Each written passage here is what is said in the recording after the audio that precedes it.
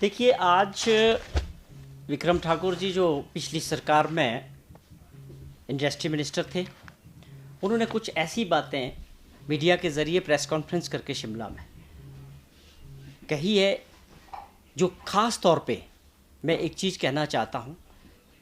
जो विमल नेगी की मौत हुई, उसमें सबको दुख है, पूरे प्रदेश को भी, और उसको लेके जिस प्रकार की इंक्वायरीज़, डबल इंक्वायरीज़ चल रही है, वो अपना काम आगे बढ़ रहा है। मुझे बड़ी हैरानी होती है कि विक्रम ठाकुर हो या विपक्ष के और नेता हो भाजपा के, इनकी सोच को लेके और इनके आरोप लगाने के तरीके को लेके इस बात की हैरानी है कि आप क्या दर्शाना चाहते। केवल गलत आंकड़े और गलत चीज़ों को पेश करके प्रदेश को भ्रमित करने का, लोगों को भ्रमित करने का जो काम लगातार विपक्ष कर रहा है, ये अपने आप में बहुत दुर्भाग्यपूर्ण है। विपक्ष का काम है सही तरीके से फैक्ट्स के साथ अपनी बात रखना और जनता के बीच उस बात को उठाना, वो उनका अधिकार है। लेकिन दुख तब होता है जब आप उसको तोड़ मरोड़ के और गलत तरीके से लोगों के सामने मीडिया के ज़रिए चीज़ों को पेश करते हैं, तो उसका बहुत नुकसान होता है। ये होना नहीं चाहिए। विक्रम ठाकुर जी ने भी आज वही किया। अब पहली बात, मेरा उनसे ये प्रश्न है, इस घटना को, जो घटना हुई दुखद है, जिसमें विमल नेगी की जान गई, इसको आप उस प्रोजेक्ट से जिसका आपने जिक्र किया, फेकुला वाला में जो सोलर ऊर्जा का जो संयंत्र लगा, उसको आप सीधे तौर पे इसको कैसे उनके साथ जोड़ रहे हैं। विमल नेगी जी ने जब शिमला में ज्वाइन किया, वो प्रोजेक्ट तब तक कमीशन हो चुका था उनके आने से पहले। जिस प्रोजेक्ट की वो बात कर रहे हैं, हम आप सब, जिसको भाजपा एक बहुत बड़ा मुद्दा बनाने का प्रयास कर रहे हैं, मेरा उनसे ये प्रश्न है कि क्या ये उससे पहले कमीशन नहीं हो गया था? इसको आप किस तरह से उस बात से जोड़ के देख रहे हैं? केवल राजनीतिक दृष्टि से, भ्रमित करने के नज़रिए से, गलत फैक्ट्स मीडिया के ज़रिए लोगों को परोस रहे हैं। ये दुर्भाग्यपूर्ण है। अभी उन्होंने जो इसमें आगे बातें कही है कि इसको भ्रष्टाचार से जोड़ा है, मैं उनसे कुछ बात मैं भी प्रश्न करना चाहता हूँ कि सरकार भी जानना चाहती है कि आपके पास क्या फैक्ट्स हैं। इन सारी चीज़ों को लेके माननीय मुख्यमंत्री जी ने, विधानसभा का सत्र धर्मशाला में था, बड़ा अच्छा जवाब हर चीज़ का, ये लोग सामने बैठे थे, सब चीज़ का जवाब दिया था। और उस वक़्त ये बोल नहीं पाए थे क्योंकि इनके सारे जो ये फैक्ट्स रख रहे हैं लोगों के सामने, वो गलत है।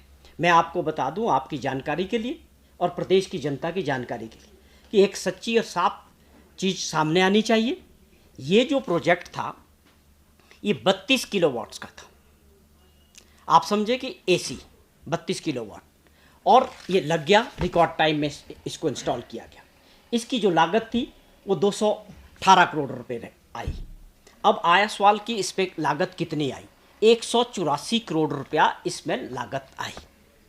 और इसके बाद क्या हुआ कि ये प्रोजेक्ट अपने आप में देश के अंदर पहला ऐसा एग्रीमेंट है जिसमें कंडीशन रखी गई कि 8 साल तक इस प्रोजेक्ट को चलाने का ऑपरेशन एंड मेंटेनेंस 8 साल के लिए उसी कंपनी को करना है। उसका कॉस्ट इसमें जुड़ गया।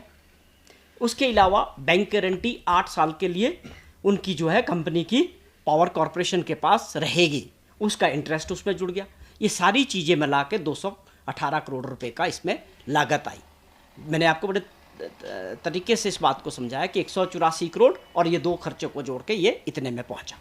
और मैं आप बड़े दावे के साथ कह सकता हूं कि अपने आप में एक ऐसा पहला एग्रीमेंट और ऐसा प्रोजेक्ट है जो रिकॉर्ड टाइम में लग के तैयार हो गया, जो प्रोडक्शन में है।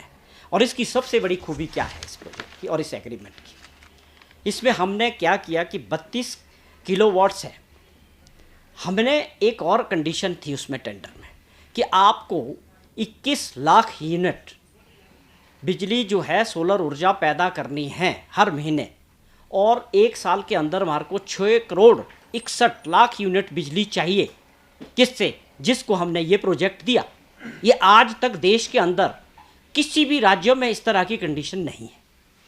तो इसका मतलब है कि हमको आपसे इतनी बिजली यूनिट चाहिए, आप पैदा करें ना करें। अगर आप इससे कम बिजली यूनिट पैदा करेंगे, हम आपसे 3 रुपये 71 पैसे पर यूनिट पेनल्टी लेंगे। क्या करेंगे? पेनल्टी लेंगे उससे। अगर आप 21 लाख यूनिट पैदा नहीं कर पाए, उससे कम पैदा हुआ, हमारा उसमें कोई कंसर्न नहीं है। आपको हमको 3 रुपये 71 पैसे यूनिट के हिसाब से पेमेंट करनी होगी एज ए पेनल्टी क्लॉज।